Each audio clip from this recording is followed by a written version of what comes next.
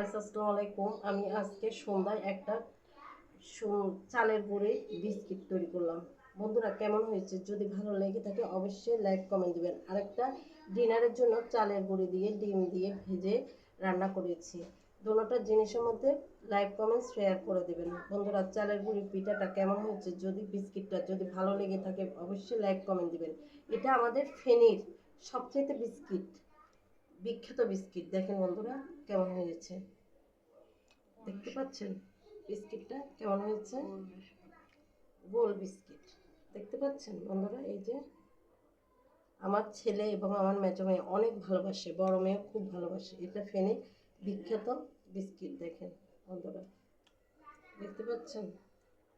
এই যে